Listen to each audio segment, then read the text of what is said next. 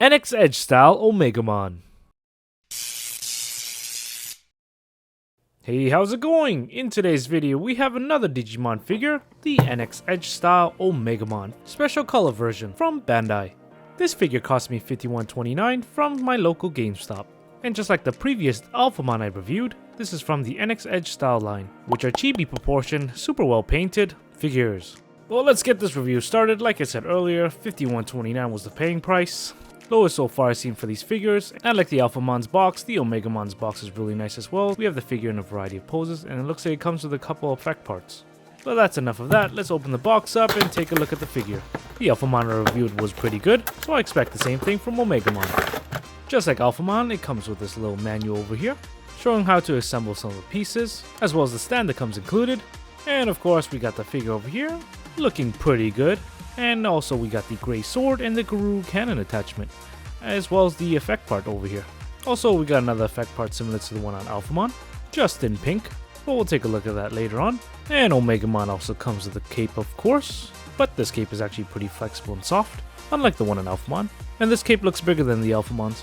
Additionally, this also comes with a stand, the same one that comes with Alphamon, which is good because it's going to help with the posing. Alright, let's just open up the package and take a look at the figure itself. And so we have Omegamon, or Omnimon as it's known to the West. The head is definitely very big compared to the rest of the body, and the paint job looks pretty good. You may also have noticed the Greymon's head fell off. That's going to be a recurring theme, and unfortunately it's going to happen a lot. That's the weakest part of the figure. But anyways, let's fully assemble this guy, which isn't difficult at all, and I present to you the NXedge style Omegamon. The chibi style looks even more funny when the cape is on because how big it is. And like the Alphamon, there's still a good amount of surface level detail, great use of colors, and the paint job is also very good.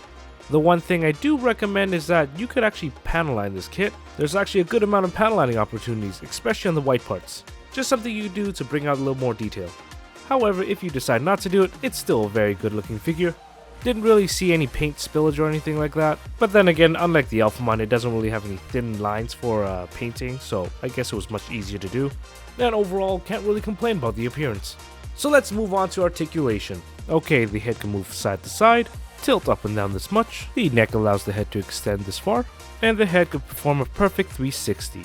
Moving on to the arms, since both arms are different from one another, we'll be taking a look at both of them, starting with the Wargreymon arm. It's able to internally and externally rotate this much. And once again, the Wargreymon's head fell off. Like I said, worst aspect. The arm is able to abduct this much.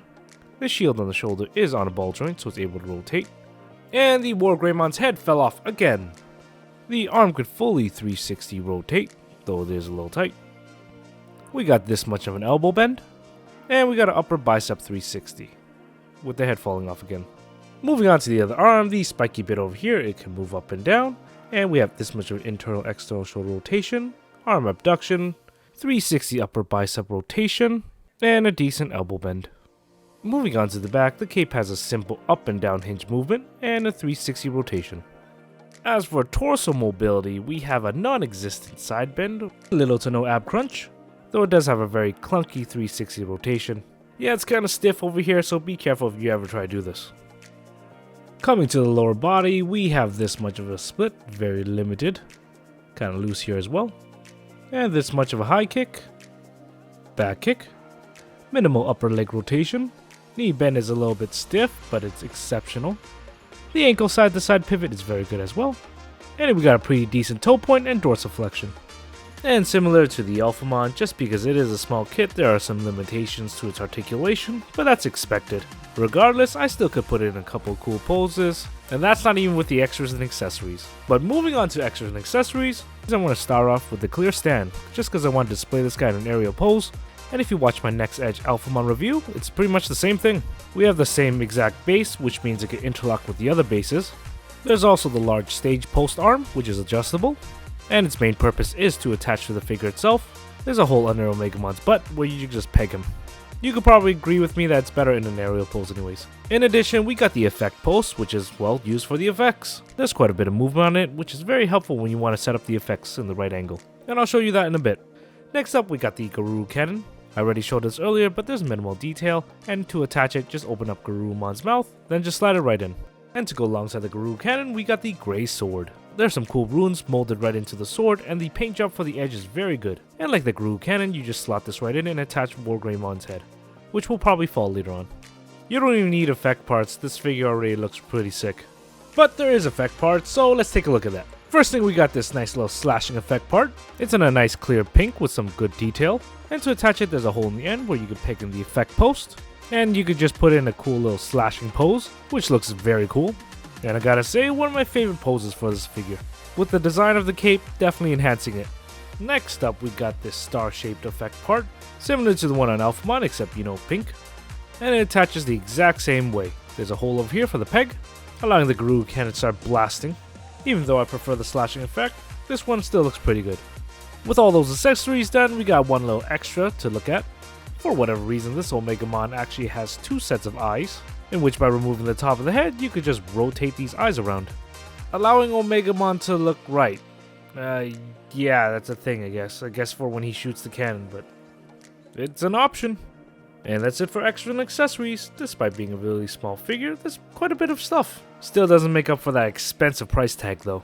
Now if you're wondering, the Omegamon is around 6 inches or 15.24 centimeters. As for some size comparison, here it is next to the entry grade RX-78-2, master grade RX-78-2, high and master model Rev Raptor Raven version, and here it is next to the NXedge Alphamon. And of course they're around the same size. In addition, here it is next to the Haro, Doraemon, DK, a can of WD-40, a strainer, and a switch light. And alongside the Alphamon, despite them being small, they got pretty good shelf presence. Overall, I really like this figure. The sculpting and paint job is very nice, there's a good amount of accessories and extras, and the articulation, though limited, still allows you to put in a variety of cool poses. Though even with those positives, I really can't justify the price. It's really expensive for what it is, for something so small. And the Omegamon's head is friggin' annoying. But that's my own personal opinion. I still got it, so I'm still a sucker, I guess. But anyways, thanks for watching my video. I hope you like it. I enjoy making it. Let me know what you think. I still got one more NXedge Digimon figure to review, and it's a Dukemon, so if you're curious, come check back in the future. Well anyways, thanks again for watching. Take care. Bye.